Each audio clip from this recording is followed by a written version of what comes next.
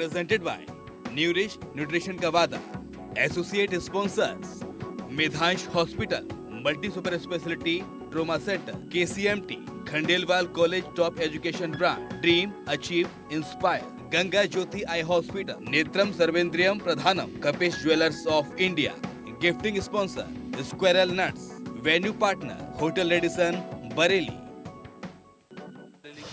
फरक नकवी जी आपका मेरा फाउंडेशन के अध्यक्ष हैं, डॉक्टर चारू मेहता शिक्षाविद हैं, डॉक्टर CDSM जिला ओलंपिक संघ के महासचिव हैं, सेपक टकरा के आप बड़े पदाधिकारी हैं, गीता शर्मा जी हैं, आइकॉन हैं और अंतर्राष्ट्रीय हॉकी प्लेयर हैं, गीता गुप्ता जी हैं जो निदेशक हैं DG इंफ्रा की।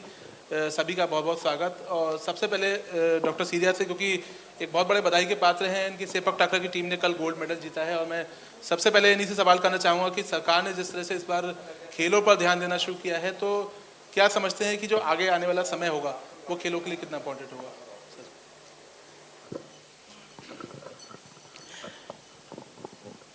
सबसे पहले मैं न्यूज़ इंडिया का आभारी हूँ कि उन्होंने हमें ये इंडिया न्यूज़ का कि उन्होंने ये हमें अवसर प्रदान किया कि हम आप लोगों के सम्मुख उपस्थित हों। मैं सभी मंचासीन अतिथियों का हार्दिक स्वागत करता हूँ। अभी आशीष जी ने जो एक प्रश्न उठाया है, आप लोगों को ये मालूम है कि दुनिया में आप रोज न्यूज़ पढ़ते होंगे, पढ़ाई का क्षेत्र हो चाहे कोई क्षेत्र हो, पर एक खेलकूद का ऐसा क्षेत्र है जो प्रत्यक्ष रूप में आपके सम्मुख होता है और हमारा हिंदुस्तान भी उससे अछूता नहीं है। और कुछ चीज़ें मुझे इसलिए कहनी है कि मैंने 42 ईयर्स PG कॉलेज में अपनी रेगुलर सर्विस दी है स्पोर्ट्स में और कई कंट्रीज़ में इंडिया की टीम ले गया हूँ।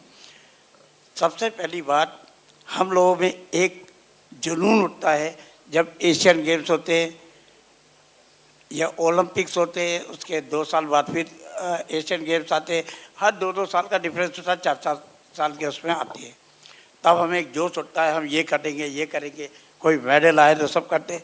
पर आप प्रत्यक्ष रूप में देखें कि कुछ टाइम बाद ही मीडिया भी शांत हो जाता है, सब कुछ शांत हो जाते हैं। अगर मैं अपने अनुभव से एक बात कहूँ तो खेलों की दुर्दशा बहुत ज़्यादा है। आप थोड़ा सा अंदाज़ा, मुझे कहना नहीं चाहिए पर मैं फिर भी आज ऐसा मंच मिला है कि जो सत्यता के लिए प्रसिद्ध है, मैं चाहूँगा कि मैं 2 शब्द आपके सम्मुख कहूँ। अभी आपको आभास हो जाएगा, उत्तर प्रदेश की सिर्फ मैं बात अगर करूँ, कितने स्टेडियम हैं, कितने RSOs हैं, कितने कोचेज़ हैं और कितनी पब्लिक है, कितने कॉलेजेस हैं जहाँ 18-20 हज़ार की पब्लिक में अकेला एक आदमी स्पोर्ट्स का होता है। हजारों की संख्या में जहाँ पर छात्र हैं उनके लिए एक होता है, जबकि गवर्नमेंट ने एक नियम बना रखा है 1000 के ऊपर कम से कम एक स्पोर्ट्स अफसर एक जगह होना चाहिए। तो और जितने भी अभी थे, अभी आप ये रिसेंटली रह गए, अभी ओलंपिक्स गए हैं, यूपी में जितने भी एडॉक कोचेस थे सबको हटा दिया गया और एक गवर्नमेंट का एक स्टेडियम होता है, तो वो वहाँ पर आप किसको अलाउ करेंगे? गवर्नमेंट ने भी सब चीज़ें बंद कर दी, वहाँ जा रहे हैं उनसे पैसा दे रहे हैं। दूसरी बात, एक और छोटी सी कहूँगा, डिस्ट्रिक्ट ओलंपिक एसोसिएशन का सेक्रेटरी होने के नाते प्रेसिडेंट साहब साथ में बैठे हैं, ये भी ये सोच रहे होंगे कि आज तक हमने किसी भी एसोसिएशन को एक आध को छोड़ के हमने किसी को मान्यता ही नहीं दी है। उसका कारण आप लोगों ने जानना चाहिए। हमने सिर्फ एक चीज़ अपने व्यवहार, अपने उससे एक्सपीरियंस से ये लिया है कि बरेली में अगर 40 स्पोर्ट्स है, 30 स्पोर्ट्स के एसोसिएशन हैं, तो उसमें से 25 एसोसिएशन जो है दो है जिनके कोर्ट केस चल रहे हैं या फर्जी बनी हुई हैं। लेकिन सीधे साहब जानना चाहेंगे, इतनी तमाम समस्याओं के बावजूद जिस टीम के आप मुखिया हैं, जो सेपक टकरा आपका खेल है, उसने कल एक बड़ी लकीर खींच दी है, उसके बारे में ज़रूर अपनी उपलब्धि के बारे में बताइए। नहीं, इसका मैं आपको एक दूंगा कि आप सबसे बड़ी बात है हमारे बरेली के लिए कि बरेली कॉलेज का स्पोर्ट्स अफसर रहते हुए मैंने अपने वहाँ के छात्रों के और सबके, जो आज आप लोगों के नेता भी हैं उनमें से बहुत सारे, उन्होंने मुझे सहयोग दिया। और स्पोर्ट्स अथॉरिटी ऑफ इंडिया का मैं यहाँ सेंटर सिर्फ एक पे लाया था कि मुझे सेपक टाकरा का कोच यहाँ पर और सेंटर यहाँ चाहिए जिसमें लोग मिले, और मिले। और मैंने बहुत गालियाँ सुनी, सर पर टोकरा, सीरिया ने ये वो सब करा, पर आज मैं इंडिया का ट्रेजर भी रहा, 8-10 कंट्रीज इंडिया की टीम ले गया। और बरेली में जो सेंटर खुला है पूरे इंडिया के में इस समय डोमिनेट कर रहा है। अभी आपका परसों अभी 21 से 25 के बीच में लवली प्रोफेसर यूनिवर्सिटी में जो चैंपियनशिप हुई नेशनल में, उसमें हमारे बच्चों ने क्वालिफाई किया, लड़कियों ने मेडल लिए, और 15-15 की टीम गोवा नेशनल के लिए, नेशनल गेम्स के लिए सेलेक्ट हुई है। ये बहुत बड़ी बात है। और हमारी गवर्नमेंट ने 4 बच्चियाँ हमारी यहाँ थी, जो महिला सशक्तिकरण की बात हो रही है उसमें ये और बता दूँ, उन 4 लड़कियों ने एशियन गेम्स में मेरे साथ गई थी। उन सबको 5-5 लाख 2-2 बार में बहुत बढ़िया, बहुत शानदार, बहुत बहुत तालियां होनी चाहिए इसके लिए।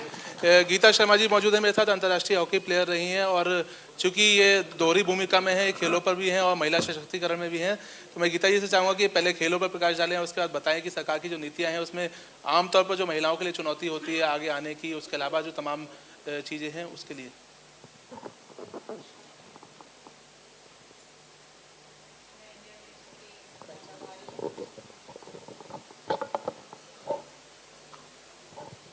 नमस्कार सभी को, मैं इंडिया न्यूज़ की बहुत आभारी हूँ, आपने मुझे यहाँ आमंत्रित किया। आपका जो प्रश्न है वो बहुत ही अच्छा है। जो हम लोगों का खेलों में महिलाओं का योगदान है, और ख़ास करके ये बरेली अधिवेशन है, तो बरेली में इस समय मेरे पास पूरी हॉकी टीम है जो पूर्वोत्तर रेलवे में प्रैक्टिस करती है, आइजट नगर रोड नंबर 4 स्टेडियम में। सबसे बड़ी रोज़गार की समस्या है जो स्पोर्ट्स पर्सन है उनके लिए। सिर्फ सेंट्रल गवर्नमेंट में जो है वो रेलवे एक ऐसा है जो कि खिलाड़ियों को जॉब देता है।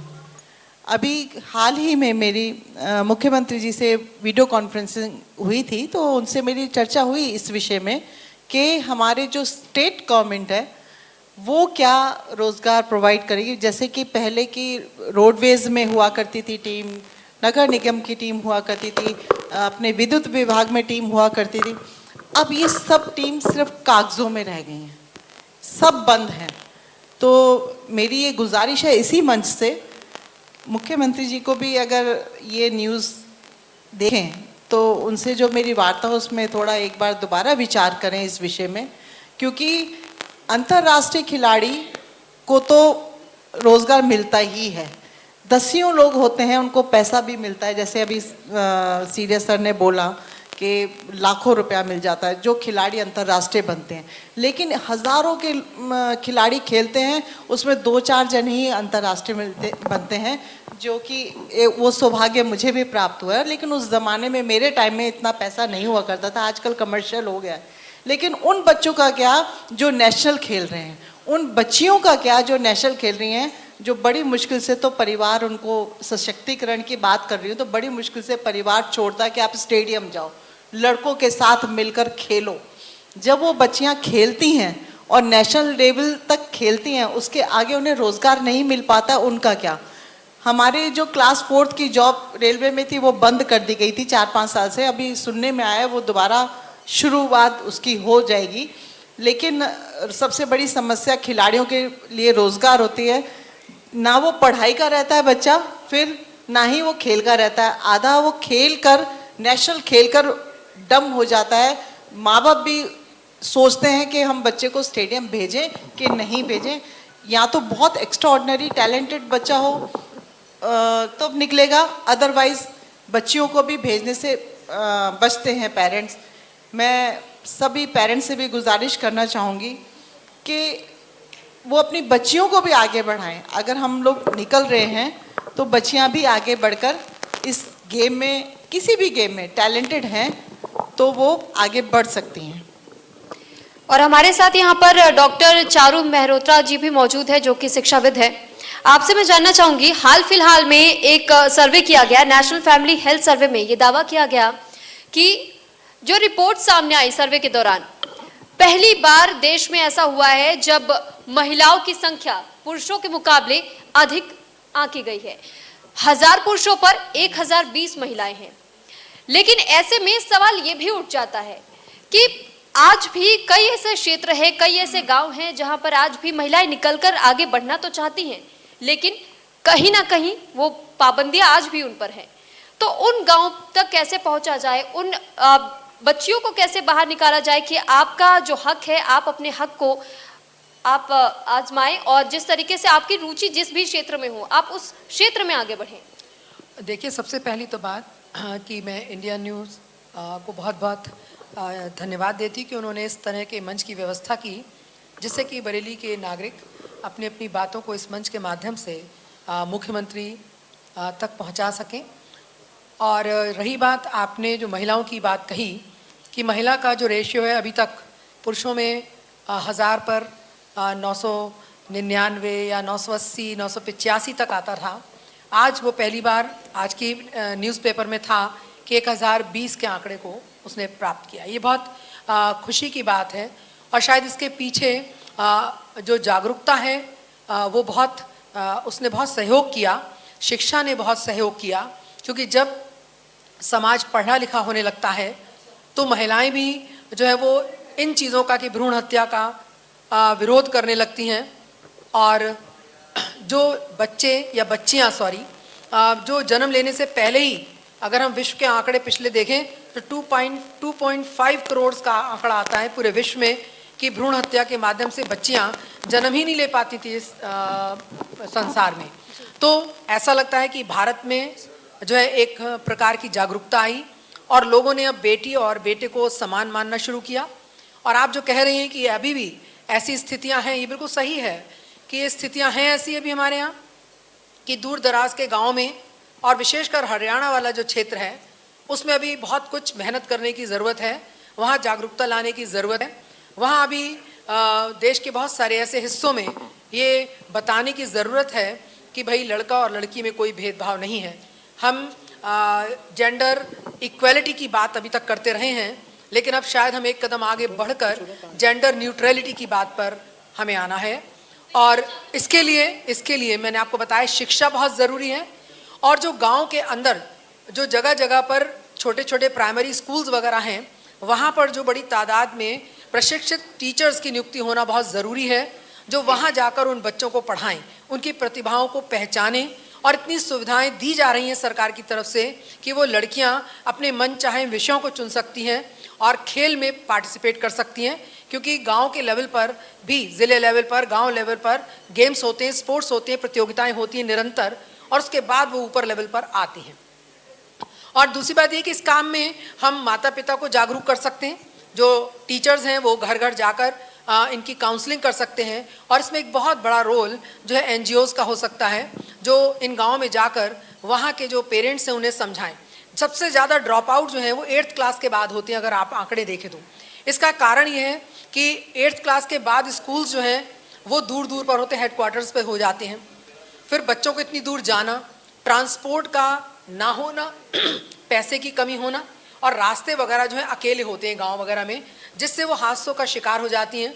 और फिर माता पिता को लगता है कि इतनी दूर हम लड़की को क्यों भेजें, और आखिर में हमें उसकी शादी करना। तो इस कॉन्सेप्ट को भी बदलना होगा कि लड़की का मतलब ये नहीं है कि हम उसे पढ़ाकर और थोड़ा सा पढ़ा दें और उसे घर के काम काज में एक्सपर्ट करें, जिससे कि वो आगे चलकर उसकी शादी होनी है, वो अपनी घर गृहस्थी अच्छी तरह संभाले।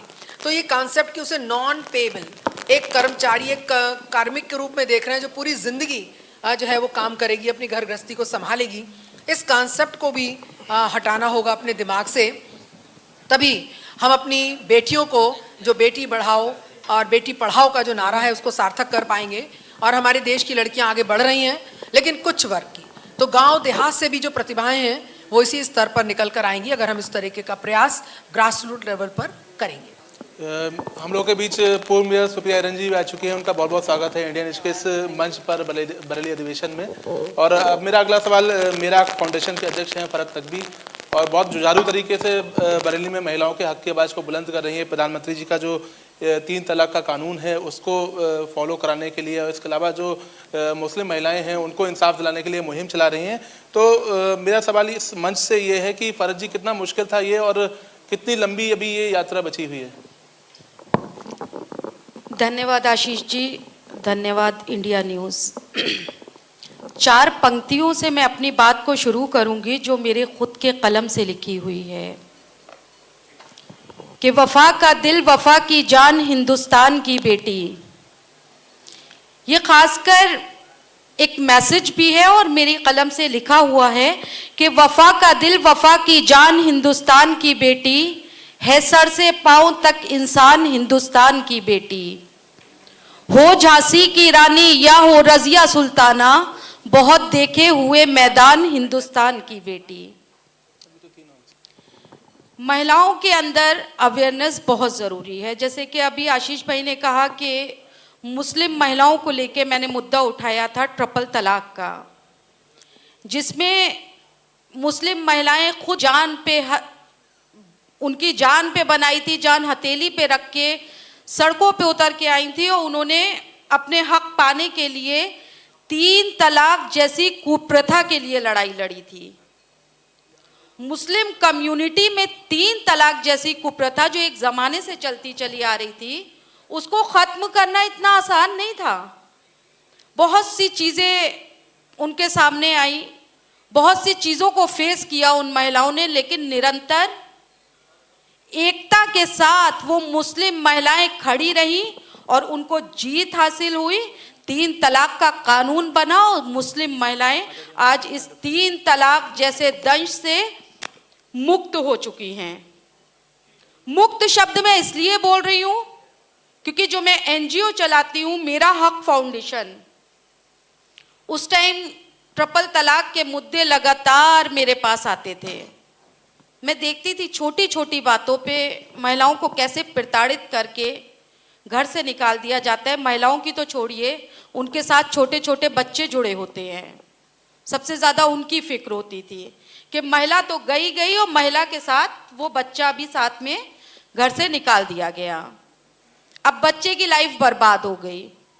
कोर्ट में केस जाएगा, बच्चा किसी एक के पास जाएगा, या तो कस्टडी माँ की मिलेगी या पिता की मिलेगी।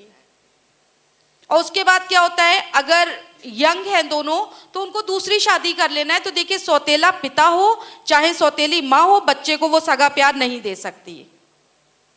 तो इसलिए ये जब 3 तलाक जैसा मुद्दा हमने उठाया, उस टाइम आप सबके बीच में है कि किस तरह की चीज़ों को हमने फेस किया और महिलाओं ने वाकई में जान हथेली पे रखी और 3 तलाक जैसे मुद्दे को उठाया, उस पे कानून आया। और बहुत कम केसेस ऐसे होते हैं, चाहे आप डर की वजह से समझ लीजिए, ये कानून आने के बाद बहुत कम केस हैं जो 3 तलाक के, मुश्किल से मैं मानती हूँ कि 82% केस कम हो चुके हैं। दूसरी चीज़, महिलाओं को सशक्त करना। उस टाइम मुस्लिम कम्युनिटी की महिलाओं के अंदर इतनी हिम्मत नहीं थी कि वो अपने हक की आवाज़ उठा सके और निकल आए घर से, क्योंकि उनको घर पे बैठा दिया जाता था। आपको 4 शादियां करने का हुक्म दिया गया था। हुक्म इस्लाम ने नहीं दिया था, इस्लाम ने हुक्म के साथ कंडीशन भी दी हैं। ऐसे ही हुक्म नहीं दे दिया जैसे आपने बोल दिया कि 4 शादियां हैं इस्लाम में, ये तो इस्लाम को बदनाम किया जाता था। ये कंडीशन है 4 शादियों की, उन कंडीशंस को दरकिनार रख के महिलाओं को बहुत कमज़ोर बना दिया गया। महिलाओं को हमारे एनजीओ ने, हमारे संगठन ने महिलाओं को अवेयर करने का काम किया। उन गांव में गई जहां पे महिलाएं अपने हक की आवाज़ नहीं उठा पाती थी। उन क्षेत्रों में गई, वहां महिलाओं को अवेयर किया जहां पे महिलाएं घर से निकल के बोल नहीं सकती थी। अभिभावकों ने ये समझा दिया, बचपन से बच्चों को थोड़ा समझ का फेर होता है। हमें बचपन से हम बच्चों को ये समझाते हैं, अगर एक बेटी भी है तो हम ये समझाते हैं, बेटा तुम बेटी हो, तुम्हें ससुराल में किस तरह का कर्तव्य पूरा करना है, ये चीज़ें तो हम सब समझा देते हैं। लेकिन हम ये नहीं समझाते हैं कि तुम्हें संघर्ष कैसे करना है। ये हमें बचपन से अपनी बच्चियों को सिखाना चाहिए, क्योंकि इस्लाम भी औरत और मर्द को बराबर के हक देता है। जब बराबर के हक देता है तो आप बेटियों को बचपन से ये बात समझाइए कि बेटा तुम्हें संघर्ष कैसे करना है, बेटा तुम्हें हक की आवाज कैसे उठाना है। सिर्फ कैसे जीना है, कैसे ये करना है, ये सब चीजें कोई मायने नहीं रखती है, क्योंकि आने वाला कल कैसा होगा ये कोई नहीं जानता है। तो निरंतर हमने इस लड़ाई को लड़ा है और आज भी मैं एक समझौता अदालत लगाती हूँ। पिछले 5 साल से ये मैं समझौता अदालत लगा रही हूँ, जिसमें जो पारिवारिक डिस्प्यूट होते हैं पति पत्नी के बीच में, इसमें हम काउंसलिंग करते हैं और काउंसलिंग के माध्यम से 2000 से अधिक घर हमने पुनः बनवाए हैं जो पूरी तरह से बिगड़ इसके लिए तो चुके निश्चित थे। रूप से तालियां होनी चाहिए, क्योंकि अपने आप में ये बहुत बड़ा काम है। और अब मैं चलता हूं गीता गुप्ता जी के पास, जो डीजी इंफ्रा के निदेशक हैं। उनसे बात करते हैं कि गृहिणी होने के बावजूद जो व्यवसाय में इतनी ज़्यादा सक्रिय रहती हैं, तो किस तरह से ये संभव हो पाता है। सुरभि, माइक दे दीजिए गीता जी को।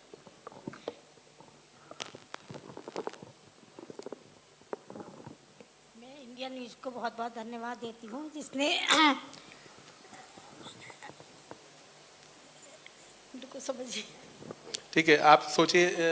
सुप्रिया रंजी जी मेरे साथ मौजूद हैं, पूर्व महापौर हैं बरेली की, और राजनीति में बहुत अच्छा नाम है, और एक बार फिर से चुनाव में उतरने वाली हैं, और महिला सशक्तिकरण के रूप में लोग उन्हें आइकॉन के रूप में देखते हैं। तो मैं जानना चाहूँगा कि किस तरह से, जिस दौरान आप मेयर थी तो आपने चुनौतियों को झेला, और अभी भी आप ये मन बनाए हुए हैं, पत्रकारिता छोड़कर आप राजनीति में आई हैं, उसके बाद अब लगातार उसी धारा में चल रही हैं।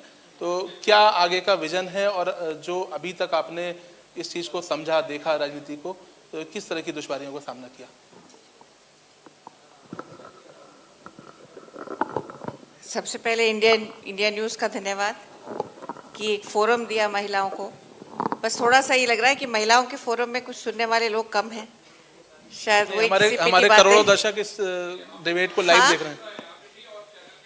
ये लाइव जा रहा है। अच्छा, लाइव जा रहा है, तब ठीक है। जी जी जी, आप हैं तो बस बहुत है, काफी है। मतलब तोमर साहब सामने बैठे हैं। जब मैं मेयर बनकर आई थी तो इनके शब्द थे कि ये कांटों का ताज है, लेकिन मुझे पता है कि तुम कर लोगी। इन्होंने मुझे बहुत प्रोत्साहन दिया था, क्योंकि जो मेयर जा रहा है वही समझ सकता है कि जो आ रहा है उसके लिए क्या क्या इन स्टोर है। मतलब सपा का कांग्रेस को समर्थन था। जी जी, हाँ। और उसके बाद तोमर साहब ने हिम्मत बहुत है, मैं कहूँगी कि दोबारा भी लड़े और बने। लेकिन मुझे अगर कोई अब कहे कि मेयर दोबारा बनिए, तो मुझे लगता है वो मेरा वेल विशर नहीं है।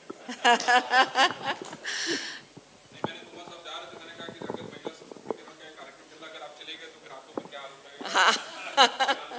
नहीं जी, तोमर साहब उस आफत से बाहर हैं। मेरे सामने विकास शर्मा जी बैठे मेरे साथ सभासद थे, और मंच पर आसीन सभी मेरी बहुत ही प्यारी बहनें, जिनको देखकर मुझे खुद को सशक्त महसूस होता है। चारू हैं, रश्मि जी हैं, वो तो खैर जिले की हैं, जिले की आज उनकी कमान उनके पास है। तो महिलाओं के लिए कोई भी, वो नहीं जी, जरूर आप भी हैं। नहीं आप हैं। मैं महिलाओं के लिए कोई भी जो कार्य घर से निकलती हैं, घर तो देखिए सबको देखना ही है, घर तो कोई हमारा नहीं देखेगा। हम लोग कहते थे, जब मैं पत्रकार थी, मैं अपने कोलीग से कहती थी, आप लोग खाना घर से नहीं लाती हैं। हमने कहा हमारी कोई वाइफ नहीं है ना घर में, आपकी तो कम से कम एक वाइफ है घर में। तो ये एक चैलेंज रहता है, ये घर से निकलना, और घर से निकल कर फिर अपने आप को प्रूव करना। अब ज़माना बदल रहा है, अब पहले ये होता था, अब अच्छा घर से निकली हो तो देखो, अपने प्रूव करके दिखाओ। लेकिन मैं तो आपसे बिल्कुल दिल की बात कर रही हूँ, अगर ये महिला सीट ना हुई होती तो मैं शायद चुनाव लड़ती भी नहीं। वो तो एक प्रेशर बनाया गया, एक प्रेशर ऐसा चारों तरफ से बना कि कोई और महिला जैसे हुई ना, तो मुझे लड़ना पड़ा। नहीं तो पत्रकारिता में भी अपने आप में एक चैलेंज था, और 20-21 साल की पत्रकारिता में कर चुकी थी जब मेयर का चुनाव मैंने लड़ा, और बरेली की पब्लिक का बहुत प्यार मिला। एक चैलेंज था अपने आप में, लेकिन जो भी पद महिला जिस पर आसीन हो जाती है, तो मैं समझती हूँ कि उसकी गरिमा थोड़ी ज़्यादा बढ़ जाती है। डोंट माइंड माई सेइंग, आदमी लोग भी अपनी तरीके से करते हैं, बहुत अच्छे से करते हैं, लेकिन महिलाएं जब आ जाती है बाय एंड लार्ज, जबकि थोड़े से एग्जाम्पल्स मेरे सामने गलत है, जयललिता जी का है, और they can be as corrupt as can be, but generally 80-90% कोशिश करती हैं कि हम शायद उनको इतना ट्यूनिंग नहीं होता है करप्शन की, शायद, आई थिंक सो। तो हम लोग फिर भी अपने पद को बहुत अच्छे से निभाती, एक चैलेंज की तरह लेती हैं, थोड़ा इमोशनल उसमें टच आ जाता है। रश्मि जी, मैं गलत कह रही हूँ? रश्मि जी, आपको नहीं लगता कि महिलाएं जिस सीट पे आ जाती है थोड़ा इमोशनल टच उसमें आ जाता है? तो चैलेंजेस बहुत रहे, और मैं जब रही मेयर तो ये पॉलिटिकल बात आपको लगेगी, लेकिन ये होता है कि अगर सरकार आपकी अपनी होती है, अगर आपके तो अधिकारियों के ऊपर एक दबाव, वो माने तो दबाव है, थोड़ा सा आपके कहने में चलेंगे वो, लेकिन अगर आप दूसरी सरकार आप की है ही नहीं प्रदेश में, और उन्हें पता है कि ना कोई ट्रांसफ़र आप उनका करा सकते हैं, ना पोस्टिंग करा सकते हैं, ना कोई आपकी उनके खिलाफ कोई कमेंट लिख सकते हैं, कुछ नहीं कर पाएंगी आप। और ऐसे चैलेंजेस मेरे सामने आए कि सभासदों ने मुझे कहा कि मेयर साहब आप एक मीटिंग जो है ना कार्यकारिणी के हम बस उपसभापति को करने दीजिए, आपके रहते तो नहीं हो पाएगा जो हम चाहते हैं। तो मैंने इस पर यही कहा तोमर साहब की शायद ऊपर चली जाऊंगी तभी ऐसा हो पाएगा, नहीं तो मेरे रहते तो नहीं हो पाएगा। तो ऐसे बहुत से चैलेंज आए। बजट पास कराना हर बार एक चैलेंज होता था। जितनी महिला मेयर, मेरे साथ 5 महिला मेयर और थी यूपी में, तो मुझे फ़ोन आते थे सबके, सुप्रिया कैसे पास करवाओगी बजट, हमें तो पता नहीं कैसे होता है। बजट पास कराना अपने आप में एक चैलेंज होता था हर वक्त, क्योंकि इलेक्टोरल पॉलिटिक्स में मैं नहीं थी, और एकदम से ऐसा लगा कि जैसे समुद्र में डाल दिया गया कि तैरो। तो और प्रवीण सिंह ऐरन जी जैसा आप सबको उम्मीद थी, मेरे पति देव जो हैं कि वो ही चलाएंगे, ऐसा मान के चल रहे थे सब कि क्या है प्रवीण, ये आग बंद तो गई हैं, दरवाजे पे डंडा लेके, जैसे मैंने सुना था कि कुछ मेयर्स के हस्बैंड्स दरवाजे पे डंडा लेके बोर्ड रूम के बैठते थे, तो ऐसा होगा। लेकिन वो मैंने उनसे यही कहा था कि चैलेंज ये है कि मैं राबड़ी देवी बनने के लिए तैयार नहीं हूँ, आपकी पत्नी होने के नाते नहीं लड़ूंगी मैं, अगर मुझे सुप्रिया आनंद के नाम से लड़ना हो तो बताया। तो वही हुआ, और उन्होंने एक भी दिन वो नगर निगम में नहीं आए, बल्कि जब वो MP हुए तो उनके वोट होता था नगर निगम में, तो बहुत मुश्किल से उनको वोट डालने के लिए बुलाया जाता था। और मैं उनसे पूछता था कि आपने वोट किसको दिया? तो ये रहा, पर बहुत सहयोग मिला। मेरे जितने भी सभासद भाई थे, चाहे किसी भी पार्टी के हों, उन्होंने एक पॉइंट के बाद समझ लिया कि काम और काम ही मकसद है, और सभी बहुत अच्छे और लोग मेरे साथ रहे। अधिकारियों ने भी सपोर्ट किया, जबकि 10 नगर आयुक्त बदले मेरे सामने, 10 MNAs, तो एक भी कोई कंटिन्यूअस नहीं रहा, बदलते रहे, लेकिन चलता रहा, अच्छा रहा। और कुछ थोड़ा बहुत काम जो शहर में हो पाया हुआ, जो मैं जितना चाहती थी उतना तो नहीं हुआ, लेकिन फिर भी जितने लिमिटेशंस थी और जितना कि सहयोग मिल सकता था उतना मिला। तो घर से बहुत सहयोग था, मेरे पेरेंट्स का, मेरे ससुराल वालों का। महिला के लिए बहुत ज़रूरी है कि उनका घर वालों का सपोर्ट उनके लिए बहुत ज़रूरी होता है, तो वो मुझे लगातार मिला। और पत्रकारिता का जो अनुभव रहा वो उससे भी फ़ायदा हुआ। तो बाकी आगे कोशिश करूँगी कि मेरा पॉलिटिकल कैरियर बस एक इलेक्शन तक और मान रही हूँ, अगर इसमें भी जमाना जब्त होने वाला सीन है तो इससे बेटर है कि ना लड़ा जाए, तो मैं उसमें से हूँ। तो सुप्रिया जी के सिर से कांटों का ताज हट चुका है, और अब जो कांटों का ताज है वो रश्मि पटेल जी हमारे साथ मौजूद है, कांटों का नहीं है, जिला परिषद अध्यक्ष, जैसा आई एम श्योर वो संभालेंगी। उनसे भी जानना चाहूंगा कि वो ताज को किस तरह का मान नहीं है, कांटों का है या फिर उनको अच्छा लग रहा है? सर्वप्रथम मैं इंडिया न्यूज़ के लिए बहुत बहुत बधाई देना चाहती हूँ। उन्होंने इतना अच्छा आयोजन रखा हुआ है, और साथ ही साथ सम्मानित मंच पर बैठी सभी मेरी नारी शक्ति को मैं प्रणाम करती हूँ। आज इस मंच से पता चल जाता है नारी सशक्तिकरण ये हमारे सामने बैठा हुआ है, आपके सामने बैठा हुआ है। ये पद जो मुझे मिला है मैं इसमें अपना 100% दे रही हूँ, और कोई भी काम कांटों भरा नहीं होता है। आप इसे किस तरीके से लेते हैं और किस तरीके से निभाते हैं ये आपके ऊपर निर्भर करता है। मेरा, जैसा कि सुप्रिया जी ने कहा, परिवार का सबसे बड़ा सपोर्ट होता है। मेरे साथ मेरा परिवार खड़ा है, इससे बड़ी धरोहर मेरे साथ और क्या हो सकती है, और मेरी बरेली की जनता मेरे साथ में खड़ी है। बस इसी के साथ मैं अपना कर्तव्य निभा रही हूँ।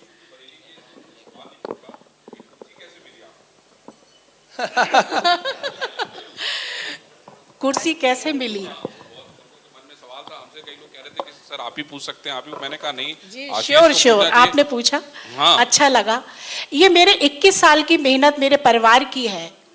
जैसा कि आप जानते हैं श्री सुभाष पटेल जी, ये कंटिन्यू इन्होंने अपना जीवन पूरा भारतीय जनता पार्टी को दे दिया, निस्वार्थ सेवा आज भी वो करते हैं।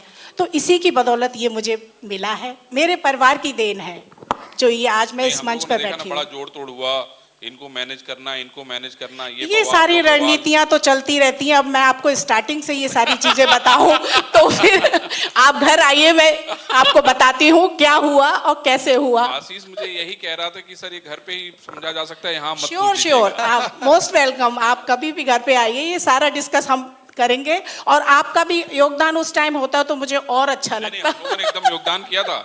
हम लोग जो भी कोई भी ये हो रहा था कि इनको अपहरण हो गया, इनको बंधक बना लिया गया, इनको खोजा जा रहा था, हम लोग दिन भर उन्हीं लोग को खोज रहे थे कि कौन लोग हैं वो। ये सारी चीजें तो पॉलिटिक्स में ये सब होता है।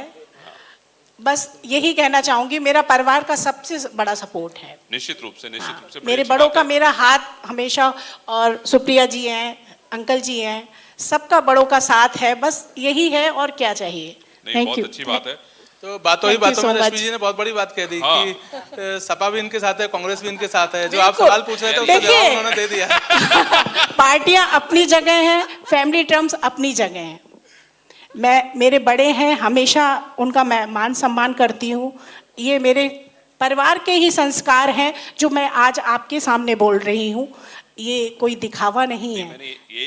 ये मेरे लिए पार्टी नहीं है, ये मेरे घर के सदस्य हैं। सबने साथ दिया आपका ना, यही तो मैं कह रहा हूँ। बिल्कुल बिल्कुल।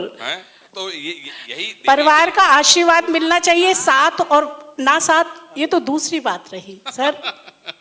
नहीं, बहुत बढ़िया। मैं देख रहा था आप जो है एकदम सारी महिलाओं के बीच में अकेले घिरे हुए हैं। आपने मोर्चा संभाल रखा है, आपकी बातें भी मैं सुन रहा था बड़ा ध्यान से। Thank you so much. बहुत सारे सवाल थे खेलों को लेके, आपको लगता है कि नहीं बहुत सारे खेल होने चाहिए। आपकी भी बातें मैं सुन रहा था कि मुख्यमंत्री जी से आपका इंटरेक्शन हुआ, आपने बहुत सारे सुझाव दिए, दोबारा वो बातें होनी चाहिए। मैं आप दोनों लोगों से ये पूछना चाहता हूँ कि खेलो इंडिया के तहत जो है प्रधानमंत्री ने एक अभियान शुरू किया है। गांव-गांव चाहते हैं कि बच्चे खेलें, निकलें, यहाँ से देश और दुनिया में नाम करें। लेकिन जो सबसे बड़ी बात है, जैसे हम जिले में बात करते हैं, हम लोग हो सकता है कि सरकारी आयोजन करा दें, वहाँ पे सारे लोगों को इकट्ठा कर लें, सांसद आ जाएं, विधायक आ जाएं, लेकिन जब तक हम लोगों के अंदर ये प्रेरणा खुद न जगा दे। जैसे मैं आपको सुन रहा था कि भाई 3 तलाक का इतना बड़ा मुद्दा था, महिलाओं में वो चाहती थी कि नहीं किसी की बेटी को कोई उसका हस्बैंड न छोड़े। सबके मन में ये होता है, कोई नहीं चाहता कि मेरी बेटी को उसका हस्बैंड छोड़ दे। लेकिन लड़ाई तो आपको करनी पड़ेगी, ये चीज तो घर से निकालना पड़ेगा। लोगों के अंदर वो जज्बा आना चाहिए। जैसे हम लोग इतने सारे लोग इकट्ठे हैं, ये सरकार के भरोसे तो हम बहुत नहीं रह सकते, शायद मुझे ऐसा लगता है। ठीक है, तो इस सत्र को समाप्ति की ओर ले चलते हैं। इसीलिए मैं ये बात कह रहा हूँ, उनकी बात सुन लूं पहले, मैं जवाब सुनना चाहता हूँ। एक्चुअली मैं ये बात इसलिए कहना चाहता हूँ क्योंकि इतने सारे बड़े लोग बैठे हुए हैं, शायद कोई रोशनी निकले हैं जो बहुत सारा उजाला लेके आए और लोगों की जिंदगी को बदलने का काम करे। मैं यही आपसे सुनना चाहता हूँ, आप लोगों से सुनना चाहता हूँ। बहुत अच्छी बात आपने कही। मैं सिर्फ आपसे 2-3 चीज़ जानना चाहता हूँ। एक बड़े जिले में सरकारी स्टेडियम कितने? एक। क्या आपने जानने की कोशिश करी वहाँ कितने कोचेज हैं?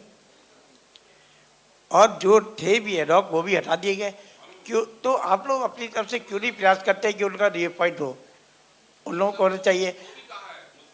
हाँ यस सर, जितने स्कूल्स हैं सर, जितने स्कूल्स हैं उनमें गेम्स के टीचर जिनका बेसिक जी नहीं, उनपे बेसिक फंडामेंटली सही नहीं, डिस्ट्रिक्ट लेवल के हैं, उन लोगों को गेम्स टीचर रख दिया गया है। मैं डॉक्टर साहब मेरे सामने बैठे हैं, उन्होंने सभी लोगों को प्रोत्साहित भी किया। मैं उनसे एक बात पूछूंगा, आप डॉक्टर हैं, शरीर के हर अंग का आप इलाज कर सकते हैं क्या?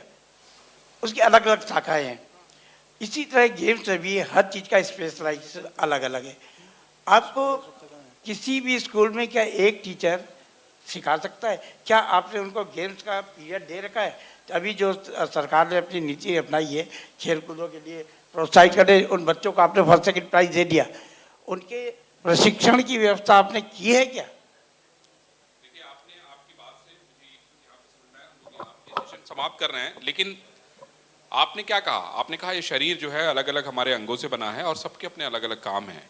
एक ही व्यक्ति सबका एक्सपर्ट नहीं हो सकता। सवाल यही निकलता है यहाँ से कि वाकई जो सरकार ने पॉलिसी बनाई है या उत्तर प्रदेश सरकार ने जो पॉलिसी बनाई है या खेलों की जो पॉलिसी है, इस पे गहन मंथन करने की जरूरत है। हमारे साथ जिला पंचायत अध्यक्ष बैठी हुई हैं, आपके पास बहुत सारे अधिकार हैं, आपको सरकार आपके बहुत सारे पैसे भी देती है योजनाओं के लिए।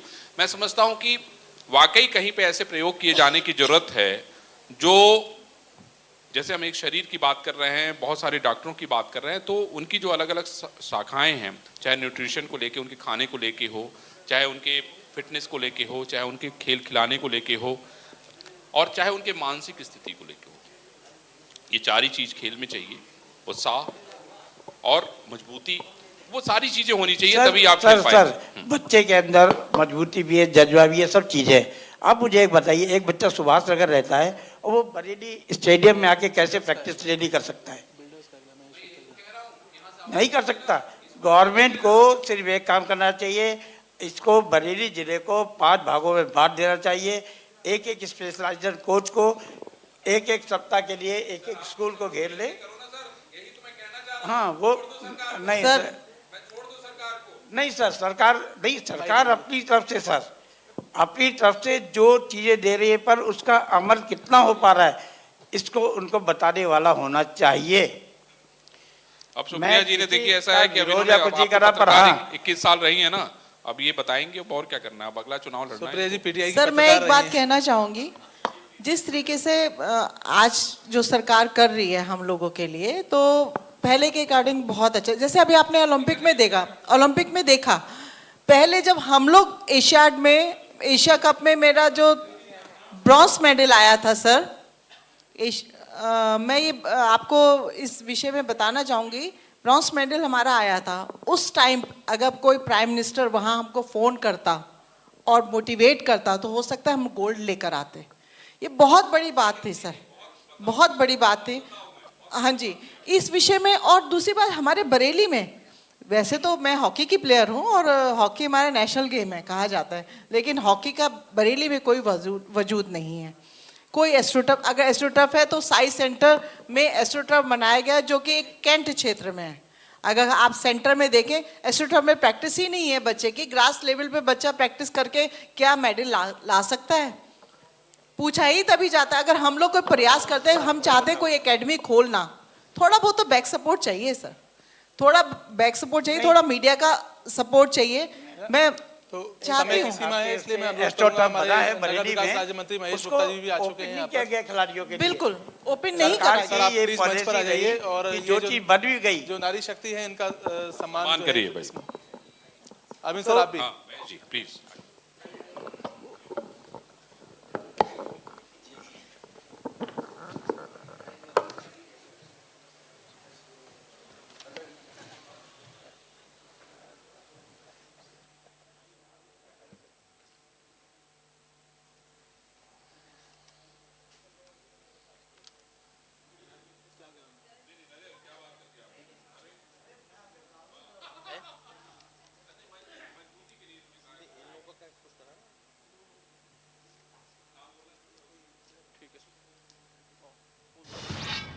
प्रेजेंटेड बाय न्यूरिश न्यूट्रिशन का वादा, associate sponsors Medhansh hospital, multi super speciality trauma centre, KCMT, Khandelwal college top education brand, dream achieve inspire, Ganga Jyoti eye hospital, नेत्रम सर्वेंद्रियम प्रधानम, Kapish jewellers of India, gifting sponsor squirrel nuts, venue partner hotel Radisson Bareilly.